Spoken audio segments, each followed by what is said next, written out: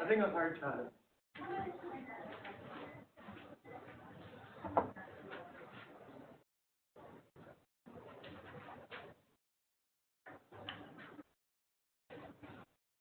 मेरा वेबिनार हमारे बनना है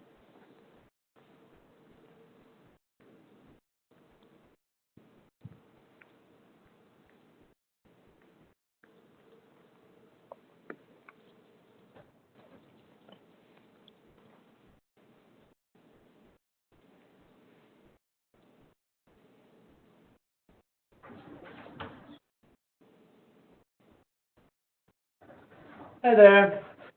Hello. We're just waiting for the presenter and the rest of the people, so we'll be going on in about 15 minutes. Sure.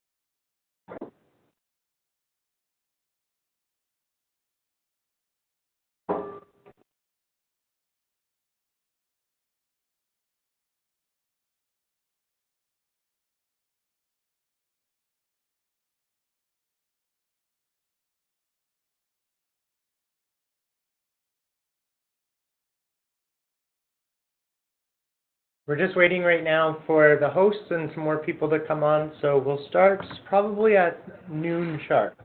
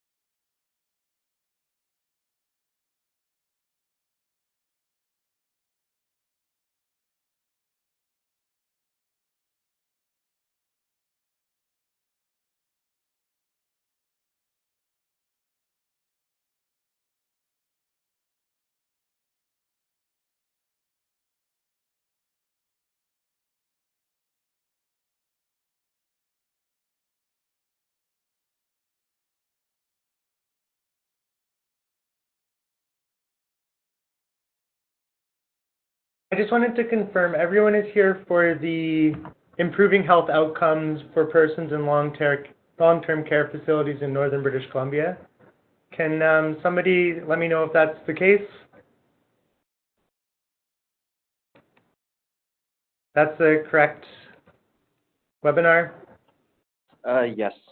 Perfect, yeah. I'm just making sure because the presenter isn't here, but you guys are. So I wanted to make sure we were all on the same page.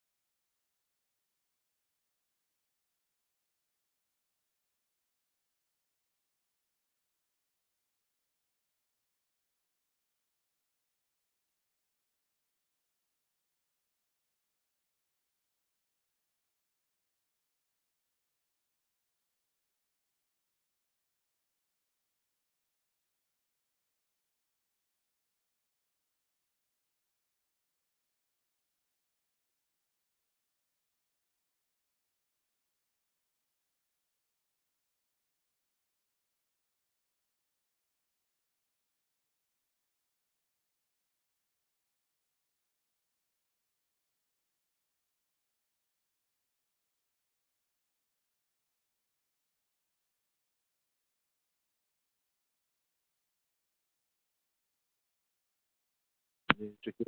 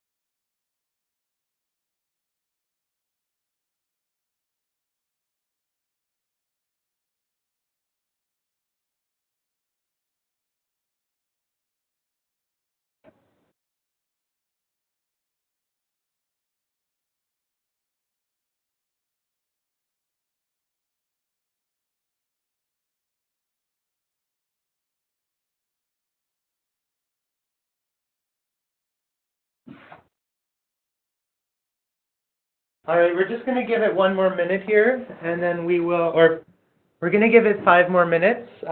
We're supposed to have a presenter from UNBC presenting for us today, and she had some family personal issues to deal with, so she is away. And then she had somebody standing in, so they're supposed to be joining now. We're just trying to find them. Oh, it looks like she is responsive now, so she should be online shortly. So maybe we'll give it 5 more minutes or so, and then we'll get started. Thanks for your patience, everyone.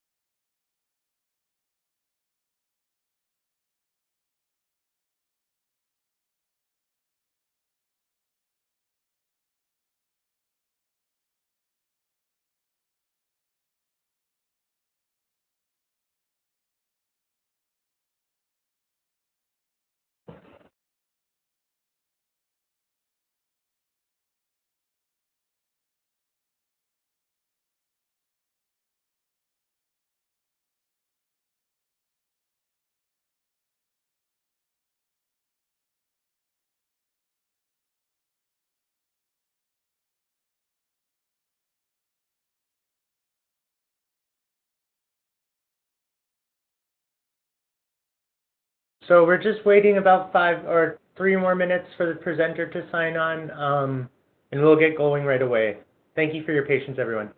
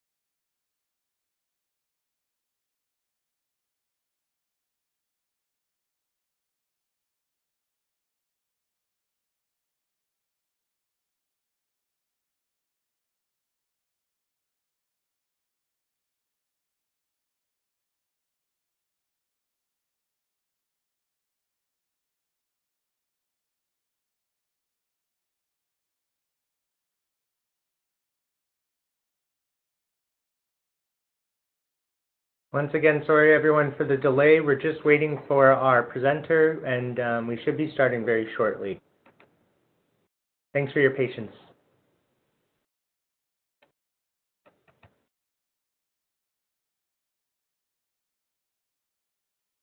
Oh.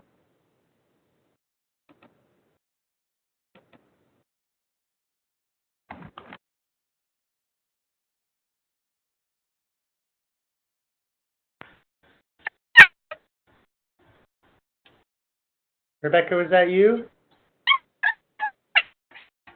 I'm not sure what's happening, but it sounds like your mic is a little bit chipmunky.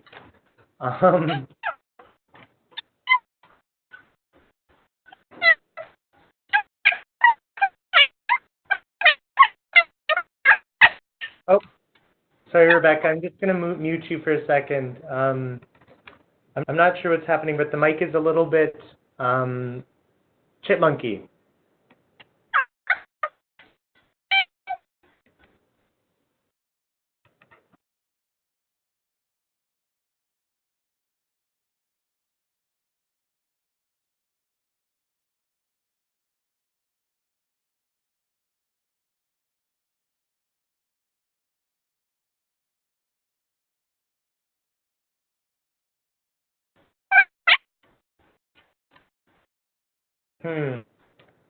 It's still quite squeaky.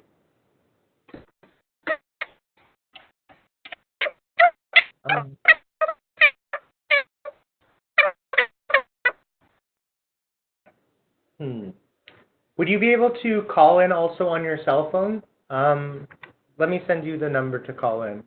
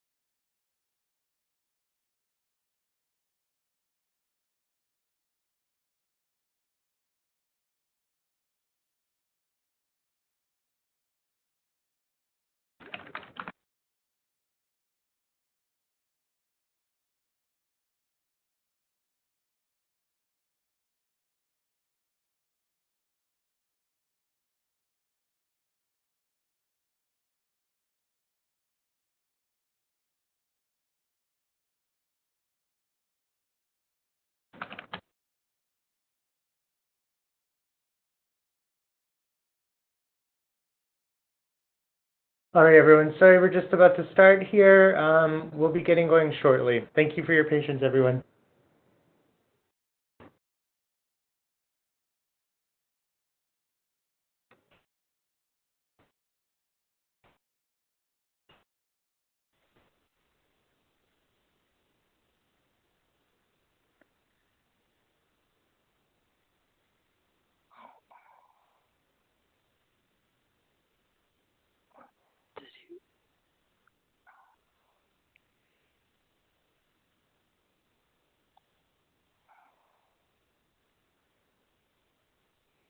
Hello, Rebecca.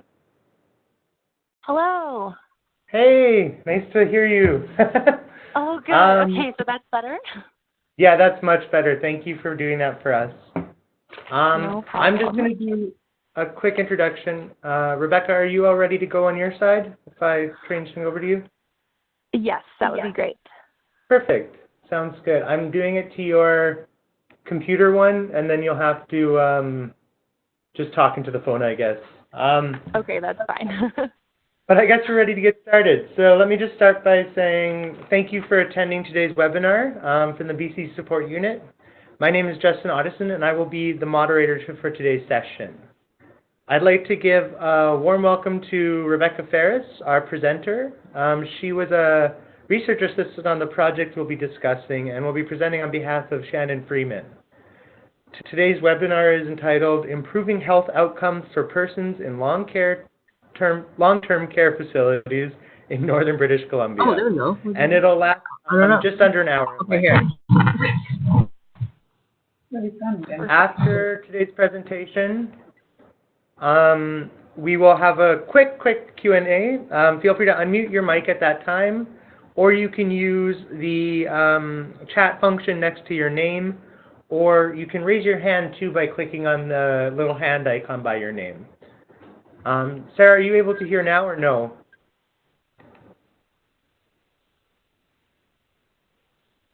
Oh, sorry. Oh, do you mean Rebecca?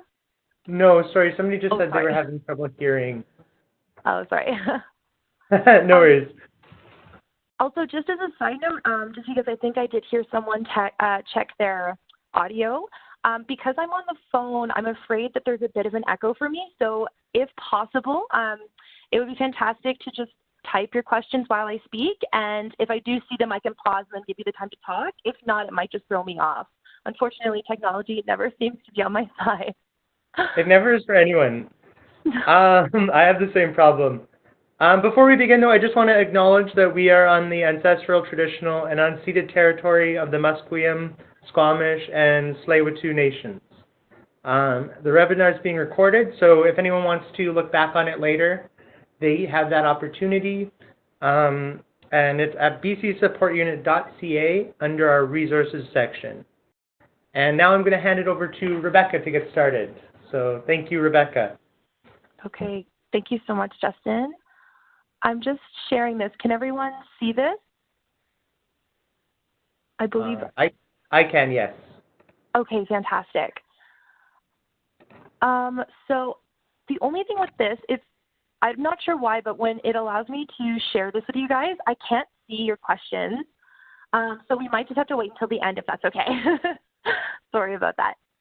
So I am the lead research assistant who is working with Dr. Shannon Freeman. And as Justin said, she could not present today, so I will be stepping in for her. I'm a second-year master's student in geography and natural resources and environmental studies here at the University of Northern BC. So I'm really excited to be able to present this to you and tell you a little bit about my really exciting summer working with people in long-term care. So let's begin.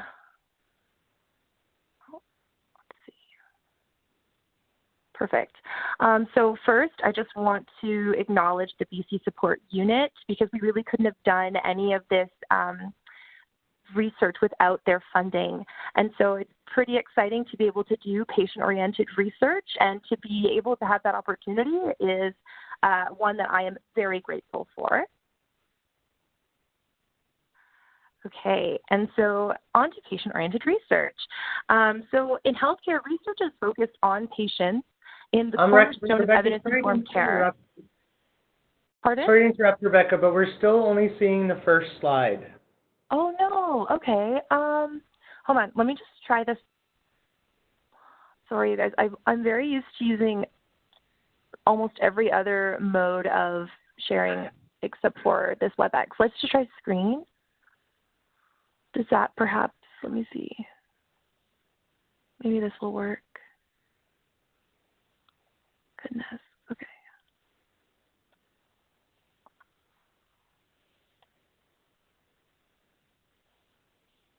Can you see it now?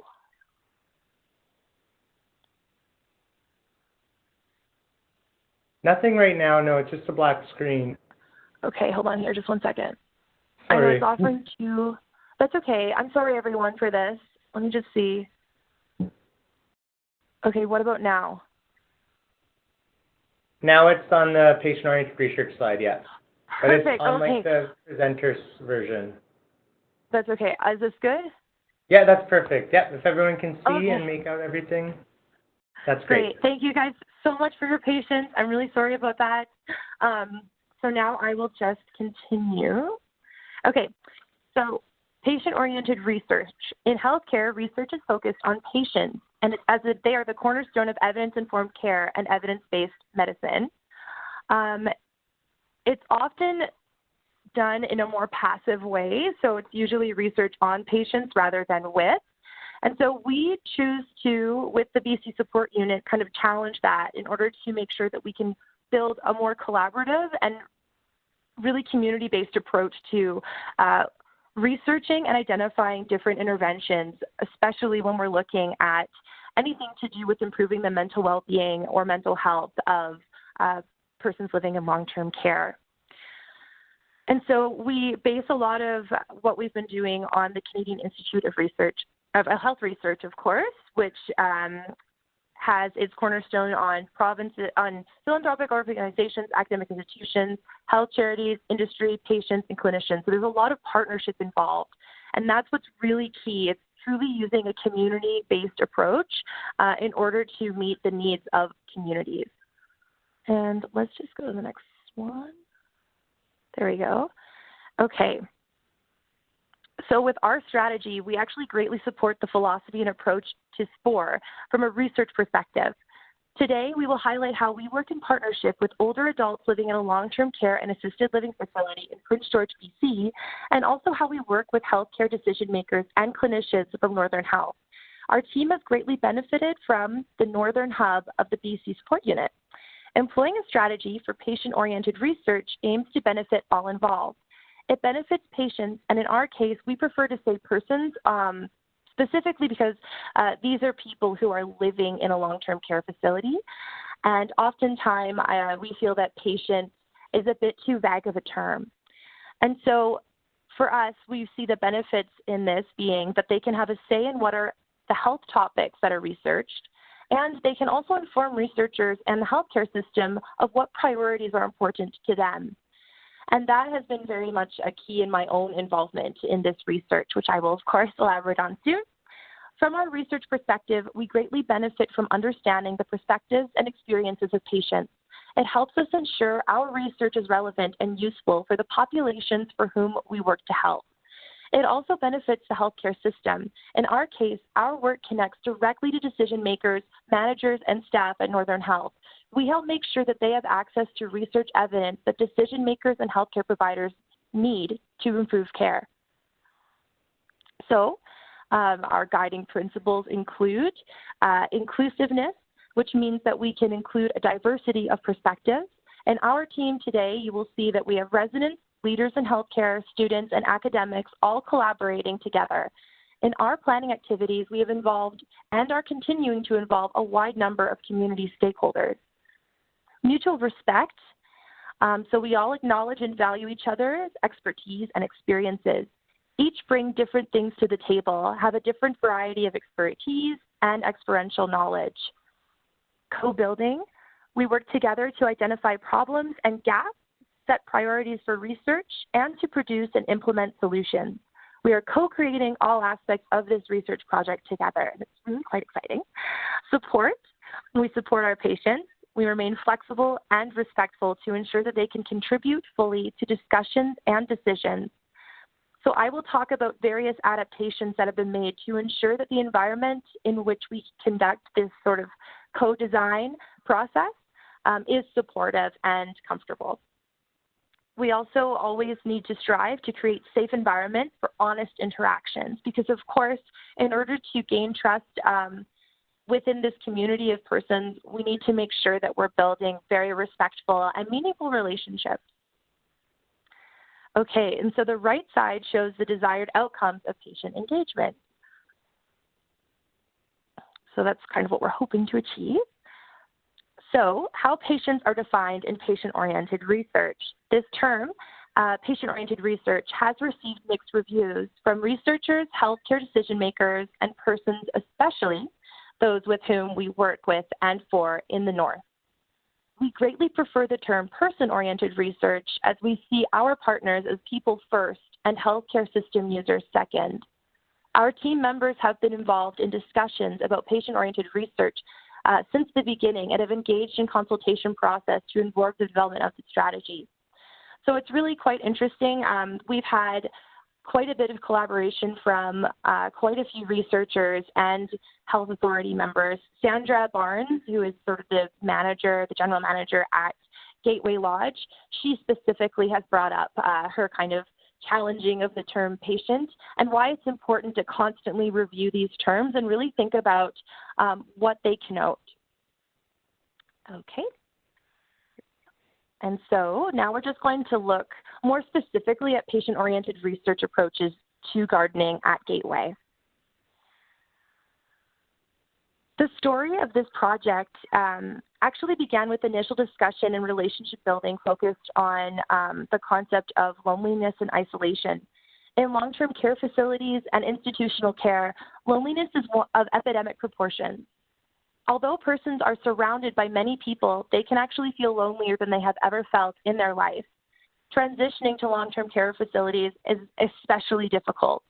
People lose connections from their community, and it is really challenging to build new relationships with people who may not share the same interests or be at the same level of cognitive well-being. In long-term care facilities, around 1 in 10 are highly engaged in social activities. Sadly, approximately 40% of residents exhibit no to minimal social engagement in activities. Moreover, more than 1 in 5 residents exhibit symptoms of depression and have experienced pain. This highlights the importance to address mental wellness and support the psychosocial needs of persons living in long-term care facilities. And there really is a variety of people, particularly at Gateway. We've been working with people who range from their late 50s to their mid-80s. So the age range is really quite varied, and everyone has different experiential backgrounds, so lived experience, but also different health needs. And that's something that I think is really important, because oftentimes long-term care facilities get conflated with elderly persons, and that is very true. But there are also people who are significantly younger. They just can't live independently anymore. So that's kind of a crucial point that I like to make. There's a very broad range of people that have different needs, and it's really amazing to see how they converge in this gardening experience. So now we're just going to briefly talk about the benefits of being in nature and gardening. Literature does suggest that gardening and horticultural therapy have remedial impacts on stress disorders and mental well-being. Nature's therapeutic role in the form of gardening actually enables persons to engage in meaningful activity and accomplish satisfying tasks. And so there's a lot of empirical data and studies that have been conducted to actually measure some of the positive effects of having green spaces in institutions like hospitals. And persons who are elderly, or persons who experience high stress or different issues that might be associated with loneliness or isolation, they are considered to be a population that specifically benefits from visiting gardens and being able to explore nature in this space. And so a therapeutic garden is not necessarily a garden that provides a cure for ailments, but it more so refers to a space that is green and really facilitates activities that are meaningful to persons and engagement between persons. So that's kind of key. And as a geography student, that's a really interesting aspect of this research for me, seeing how space can facilitate change and positive well-being. For some of the residents, they have actually indicated very similar benefits in their own personal life. And so for some, growing food, walking in nature, and nature bathing, smelling the flowers. There's one resident who I worked with extensively. Every time we bring up gardening, she says, I just love to get my hands dirty. So being able to engage in activities and feeling accomplished is really important in gardening and horticultural therapy. And so some of our key questions here in our consultations, this is exactly where we began. So I actually went in and began to have conversations with persons living in Gateway Lodge, which is located in Prince George. And I asked them, what is meaningful to you at Gateway? What kind of gardening and horticultural activities would you like to engage in?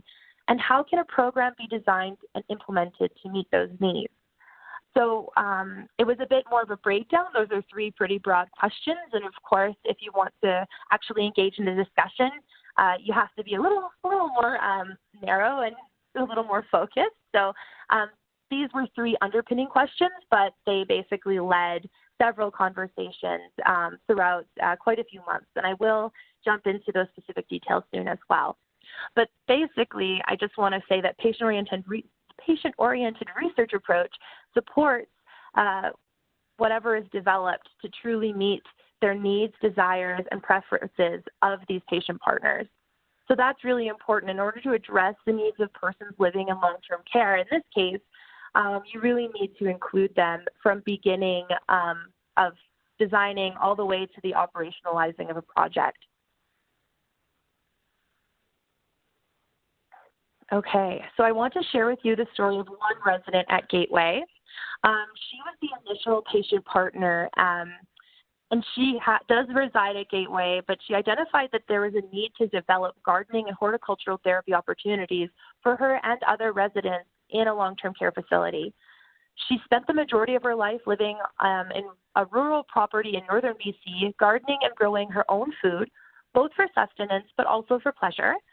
She loved living in the north, and she was able to develop a close connection to nature and her land. During discussions with Dr. Freeman, so before I was even brought on, she spoke about the great pride she has had and the sense of accomplishment she has felt caring for her vegetables and flower gardens. Since moving to Gateway, however, she has felt disconnected from nature, living in an institutional setting rather than the natural environment that she's used to. She shared about some of the negative effects on her mental health and well-being. For her, gardening and connection to natural environment are beneficial because really it does increase this pleasure and enjoyment when in nature. It exposes people to the natural environment, and it is associated with a decreased psychological issues. And so it's really quite amazing that we began this project with one person reaching out to Dr. Freeman and explaining some of her issues living in what she felt to be a really isolated setting, and then to see it progress. So she actually partnered with Dr. Freeman on this initial grant application, for which we have been able to conduct a lot of this consultation. And so this was before I was brought on, but it's a pretty fantastic experience to be able to meet with this patient and essentially learn from her own experiences gardening and what she feels is really important to living healthily at Gateway. And so, let's see here. So as a researcher, Dr. Freeman really wanted to do something to help improve the quality of life for her patient partner. The whole reason Dr. Freeman engages in research is to make a real-world difference. This was an exciting opportunity to employ a person-oriented approach to improve quality of life. Dr. Freeman recognized the potential of person-oriented research for all involved to see how the projects and work is done. So for her, I think she also wants to stress that this project is also a really fantastic way to get research assistants on board like myself and to really start to teach students the significance of a patient-oriented approach.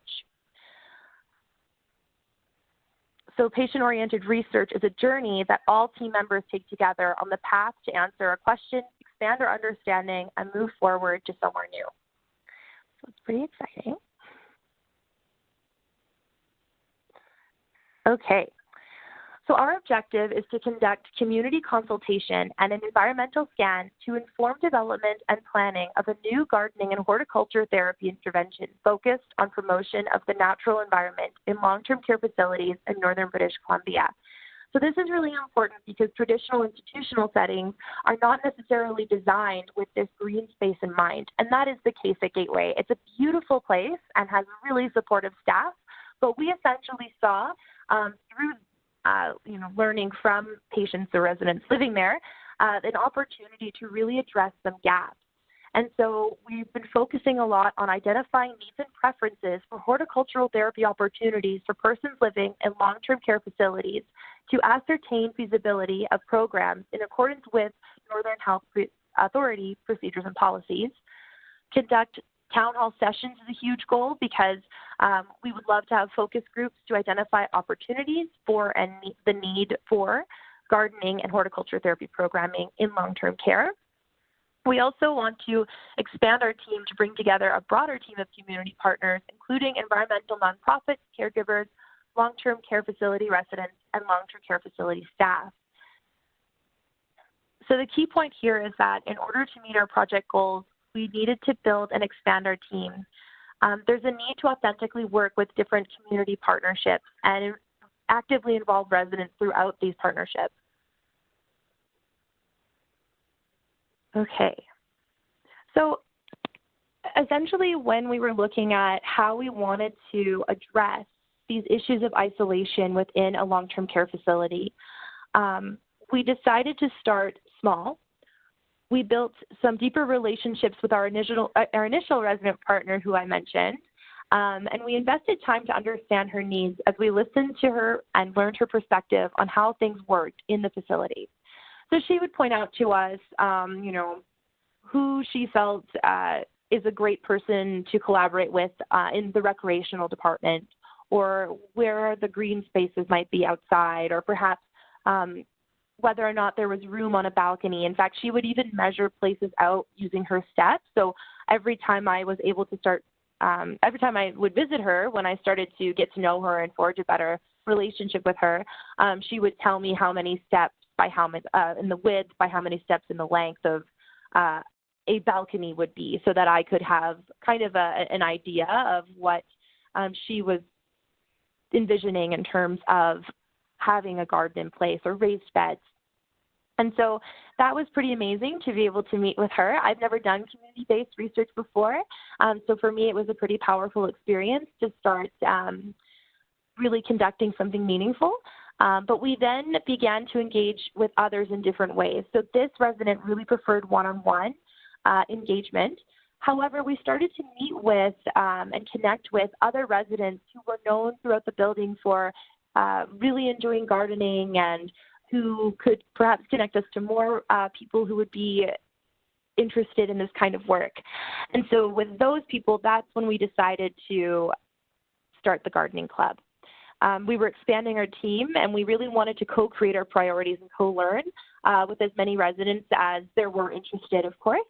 And so at one point, our group was as large as 8 to 10 persons. Of course, that does ebb and flow depending on activities in the facility, or if someone's feeling up to joining us. But there was a core group of around 4 to 5 people who are very passionate about this project and really enjoyed being in a group. Okay. So I really worked to try and make this as accessible as possible for all residents. And just looking at this slide, you can see a couple of residents there. One of them, actually, the one on the top, she's from Ontario. She grew up in Southern Ontario, and she's traveled the world, and she comes from a very interesting background, and she absolutely loves flowers. That's kind of her passion. As you can see, she does have one large plant there, and she has told me the name so many times, but I'm actually not a gardening expert, so I can't remember the name of it, but it is very important to her. So I wanted to point that out. You can see that perhaps the lighting isn't really the best. They do have really bright windows, but of course in northern BC, we have very short days in the wintertime. And so now she kind of sticks to plants that are pretty tough and can deal with limited light conditions. And below, you can see another woman. She is a dear friend of mine as well. And so she's from northern BC. She's known throughout the facility for having a green thumb. So she took an avocado pit and grew it into a tree. And I'll point out the image that I took of that on the PowerPoint when I get to that slide, because she is very proud of it. And I just wanted to mention them and their different sort of backgrounds, because they both led distinct and seemingly disparate lives, but they have become very good friends through this gardening project because they have this shared love for being outdoors and enjoying nature. So they're also in wheelchairs, and they are, therefore, that's what they say, because they are now living differently than they did before. They're very, very passionate about making gardening accessible to any residents who want to plant and tend to a garden. And that is a point that they raise at almost every meeting when we talked about different options, which is quite exciting because a lot of their points were raised later during some community sessions, and that's kind of what I'll be leading up to soon. So just to give you a quick idea of our team membership, I kind of already spelled it out, but I just really like this graphic. We have our patient partners, academic partners, and community partners. So Dr. Freeman, Dr. Hemingway, many research students, research assistants, and graduate students from UNBC have worked on numerous projects and have helped us with the gardening project as well in Gateway, which is really exciting. The residents in particular love engaging with the younger students. They're always excited to see that there are people that are really passionate about conducting this kind of research and about listening to them. That's really a big point. They really love having people come in and listen to what they have to say. Our patient partners, of course, are persons that are living at Gateway in complex care. That's actually how we started. And complex care is sort of the third floor, but also the first floor at Gateway. But it has since expanded a little bit. We have let in people from the more kind of independent living floor. These are people who still require some care, some nursing care, but who can live a little more independently. And the reason for that is because there was a lot of talk from other floors of people being really interested, but perhaps they thought they couldn't join in because this was happening on a floor that they didn't usually visit. Sometimes there's a bit of separation in these facilities. And so we started to kind of more publicly within the Gateway community kind of advertise and let people know that they could join in because, of course, this is meant to be accessible for all of the patients living in long-term care. And then our community partners, of course, Northern Health Authority and the Gateway Lodge Long-Term Care Facility, they have been key throughout all of this to make sure that everything we do is feasible and within the parameters of policies and guidelines. And so this was our process of co-design and engagement. I keep mentioning the gardening club. This gardening club met once a week from the months of June up until October. So it was a really fantastic opportunity to really listen to what residents wanted to prioritize in terms of what they envisioned being the perfect green space or the most reasonable green space within a long-term care facility. And so that was essentially what we were calling this whole process, the gardening club. And they all had a very strong understanding of what it meant. They did understand that this was co-design and perhaps not just jumping into something, but we're all really excited because through developing an inclusive and accessible search process, we've all been able to really get to know what is out there in terms of what other facilities are doing, what is possible for Gateway, and then how we have since been able to expand. So it's been really exciting. In order to make things accessible, there's been a lot of not really experimenting per se, but more so just trial and error.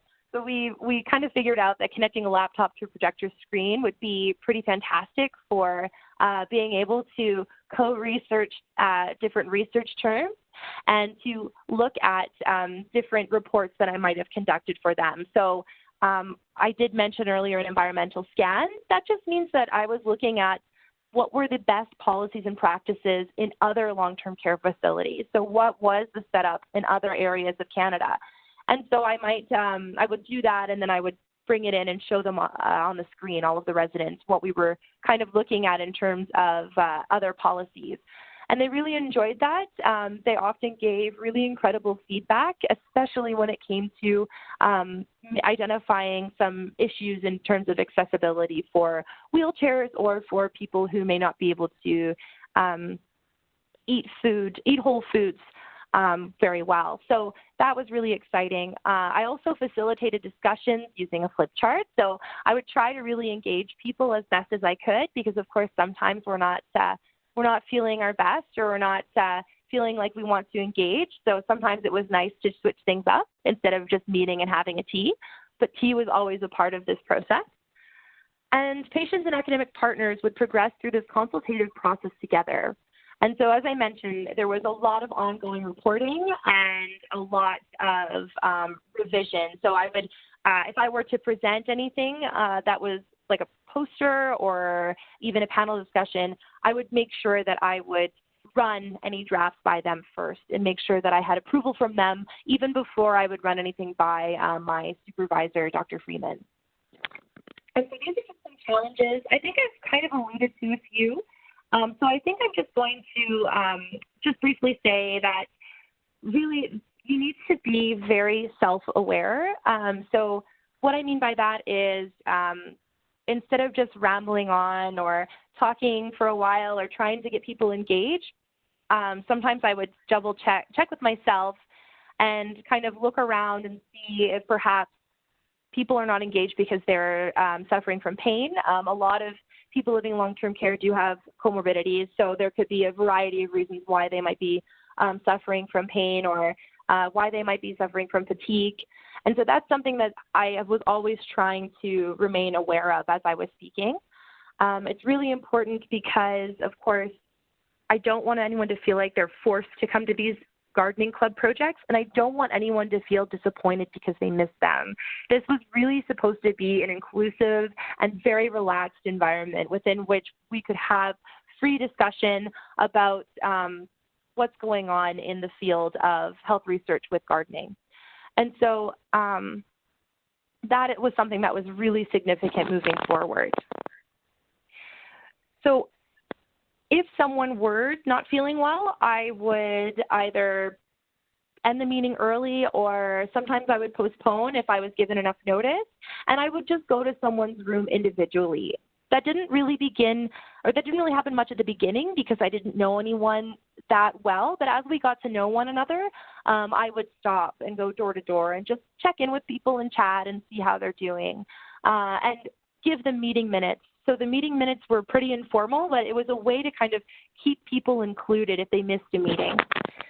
And so as we move forward, I just want to point out that we have had a lot of work done already in terms of meeting with community and trying to connect the community to Gateway. So what you're just seeing is a word cloud here. And these are just all different terms that came up when we consulted with different master gardeners, as well as persons who were running these really, really interesting community gardens. So the David Douglas Botanical Society was one. Sorry, I think there we go. We met with them, and they have a pretty broad network of master gardeners. They've already said that they are very interested in joining us on basically bringing in workshops. So you can kind of see at the top, we've got the term workshop is up there. And that was really important to the persons at Gateway, and as a highlight I want to point out, because of course I started late, so I do have to keep plugging along. But one of the highlights that I haven't really touched on is that this project started with just looking at gardening and horticultural therapy as a way to address isolation, but it soon became a way of connecting residents to the broader community through gardening, because that was something that they really wanted. Some of their guiding principles that kept coming up in every conversation was that they wanted to have a garden in place so that they could share their knowledge and then learn from others and have a facility or have like a space that they could actually give to the next generation of persons living in long-term care. So education and knowledge sharing and really including the broader community in that process through workshops was very much key, and actually was one point that really surprised me as we went forward with this project, because initially it really was all just focused on the benefits of gardening. Of course, there are numerous. And so we are now moving on to consulting with community organizations. So this is based on a lot of the recommendations made by residents, but also by master gardeners with David Douglas and the Community PG Garden or PG Community Garden. Chris Duemo, who is the founder of that, he was also present, and on their sort of behest, we decided to look into other areas we could look at. So the Recycling and Environmental Action Planning Society, REAPS, is really interesting. They do a lot of work with compost, so it's all about sustainability and greening up your indoor spaces. We are reaching out to garden centers, the City of Prince George, youth volunteer organizations, and clubs at UNBC. Getting youth involved was also a bit of a surprise for me at least, because again, I kind of came in here with a very narrow idea of what it meant to engage with community and to engage with these horticultural practices.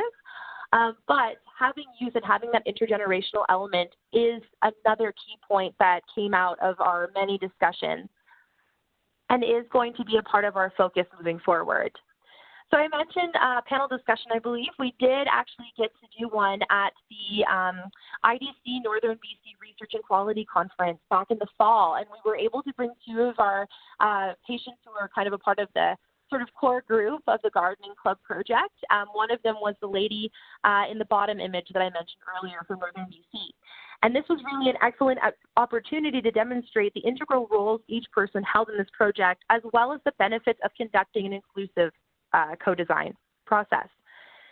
This actual process, so the process of engaging with people every week, created an environment in which people from different floors in a facility were able to meet once a week and really get to know one another through their mutual interest of gardening. And I know that sounds a little repetitive, but it was just brought up so much during this panel discussion, the aspect of the process of engaging in the gardening project or the gardening club as being really beneficial. So a couple of the two people who spoke did say and affirm, you know, this is a way for us to break up our routine throughout the week and be able to meet with people we probably normally wouldn't have met with. And so that was really huge. And I felt that to be honestly pretty moving. So just moving forward, we have begun looking into those town hall sessions. So I mentioned the groups earlier. Our goal here is to aim to create political change that works for marginalized communities with proper stewardship for the future. So people in long-term care facilities are often politically excluded from a lot of these health policy and general decision-making processes. And so for us, we really want to include the city in order to kind of bring in more of a municipal connection with people in long-term care. And that was really important. I think that as a student, one of the key sort of pinnacles of learning for me at this point was definitely starting to understand the significance of acknowledging that there are people who are often silenced and then listening to how they felt that has impacted them. And so throughout this process, we are including residents in these town hall sessions to be able to speak for themselves and discuss what they feel is really important and conducive to having a healthier lifestyle in Gateway.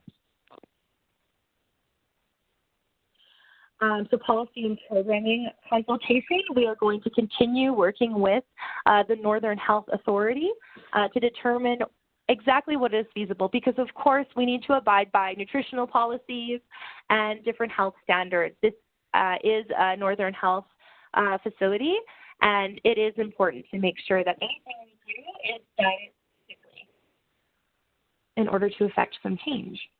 And so a fellow research assistant actually helped me greatly on conducting this environmental scan. And I'm not really going to dive into it here because we don't have too much time, but I do want to say that some of the great health benefits of these gardening projects is the fact that they are key to a lot of rehabilitative programming. And that's what we found. There are not a ton of facilities, especially not in Northern BC, that really put gardening and horticultural therapy at the forefront of their health policy or even just their long-term care facilities in general. And so it's really important to note that those who have often are focused on rehabilitating veterans. So the Sunnybrook Center in Toronto has a fantastic gardening program that we've been looking at. Or there are some community gardens, especially in southern BC, which really focus on nutritional benefits of incorporating gardening into the daily lives of elderly persons living in long-term care or persons living in long-term care. So that was really important when we started to look at these scans, seeing how there is a bit of a gap, but there are some pretty amazing foundational programs already out there. I'm just checking my time. Perfect.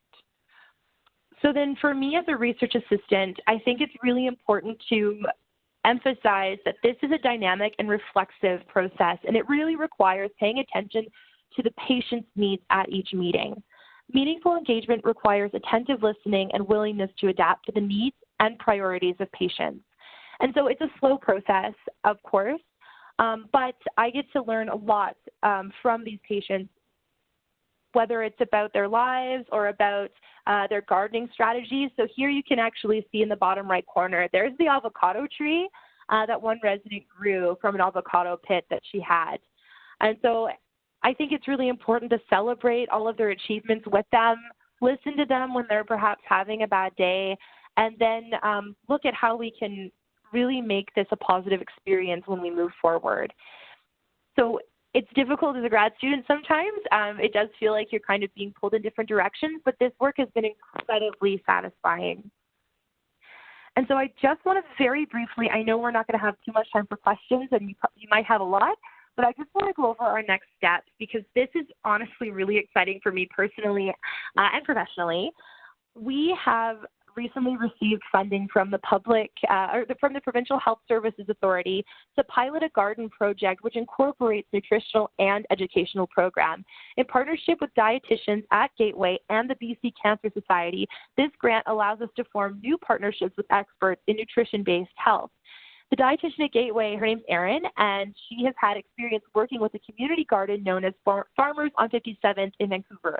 And so they really incorporate blending, savory or sweet smoothies in order to help people who might suffer from dysphagia or have trouble swallowing so that they can consume the food that they grow in this community garden. And this community garden is actually not in a facility, so it's not within an institution, but it does have a lot of different programming specifically for persons who are in wheelchairs or perhaps have other accessibility challenges when it comes to the physical act of gardening. And it's really quite amazing. With this project, we are incorporating a lot of these ideas from Farmers on 57th, and we're absolutely basing a lot of the priorities on what people have identified in this garden club. So we're looking at a program that is structured within a framework of a year, and it's going to include monthly educational and activity programming. So, for example, gardening in a northern BC climate might be the topic of a workshop that engages people to kind of take a look at what their natural environment might require, whether or not they require more work, because, of course, as I've mentioned before, northern BC, we have very short days and we do have some harsh winter climate. But with this in mind, it would be fantastic to be able to teach people what is possible and maybe what needs to be adapted in order to grow edible or floral gardens in this part of the world, this part of Canada. We're also looking at the smoothie programming. So as I mentioned, we want to make sure that anyone can consume what they are growing, and that's why the idea of sweet and savory smoothies has come up quite a bit and is definitely very beneficial.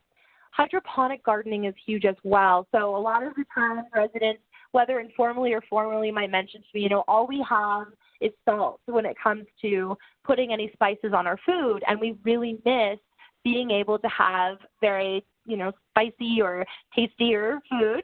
And so we're now looking at bringing in hydroponic gardening kits that can allow them to grow herbs or bean sprouts and just make food a little tastier, which is fantastic. Everyone's really excited about that. And then we're going to have money for indoor and outdoor raised beds. So this is to make sure that we have everything in a bit of a tier system. And so it's allowing people that are in wheelchairs of different heights be able to actually put their hands in the dirt, much like one resident has constantly told me she misses feeling. So we're really excited about this new program that we will be operationalizing soon. And then moving forward with residents, I just want to quickly say that we're really excited about writing more grants because some of the dietitians we're working with work in other facilities across Prince George. So we're really looking to future grant writing to make sure that we can try to expand this kind of project across the city and eventually across northern BC. This is really something that wouldn't be possible without residents, staff at staff and management really at Northern Health Authority, at Northern Health and at Gateway Long-Term Care. It's really been a fantastic process, and none of this would have been possible without the help of everyone. And so I'm just going to jump over here to acknowledgements. I want to thank all of the residents and staff at Gateway Lodge for their collaboration on this project. And of course, I want to acknowledge BC's support unit and the PHSA, or the Provincial Health Services Authority, because we now have such a fantastic opportunity to pilot a program that offers indoor and outdoor gardening experiences for persons living in Gateway. Okay, so that was a really quick version, but I just want to say thank you on behalf of Dr. Freeman and I really wanted to try and leave some time for questions. And so that, let me just see if I can get back to you guys. So awesome. Thank you so much, Rebecca. That was amazing. Did you get a chance to, do you see the question that was posed to you? Oh, I'm afraid not, but I can look at it now. Oh, great. Okay. Basically, I can read it to you, too. I'll read it for everyone. The comment is from Garvjeet, and it's, I really appreciate the intervention as a way as this will help reducing isolation and depression in persons in care. Life actually begins in the garden. I really like that quote. Thank you for adding that.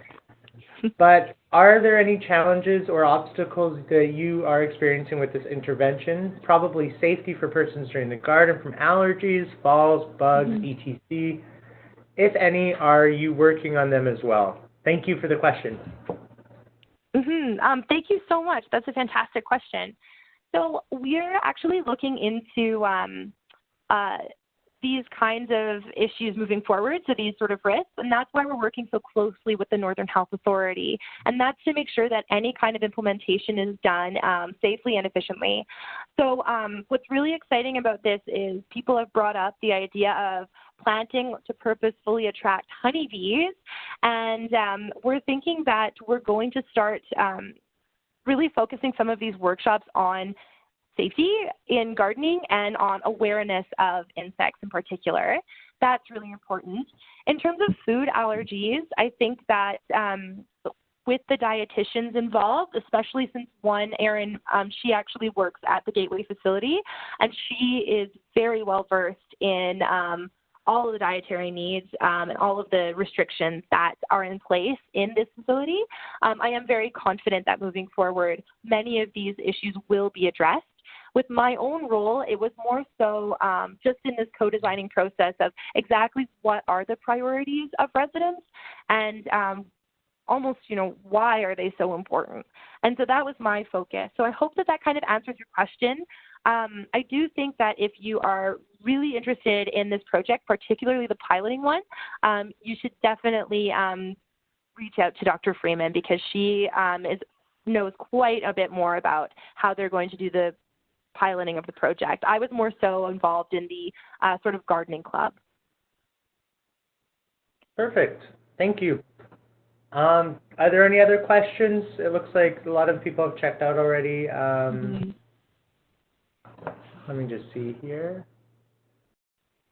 Great. Okay, well, I guess this is the conclusion of today's webinar. Thank you so much, Rebecca, for your presentation, and thank you to everyone that was able to participate today. Our next workshop in this series, our next webinar, in this series is on February 6th, and it's with Rebecca Sandu on exploring the experiences of caregivers and patients with home and trail nutrition within Fraser Health. So thanks again, and have a good afternoon. Great. Thank you, everyone. Bye. Bye.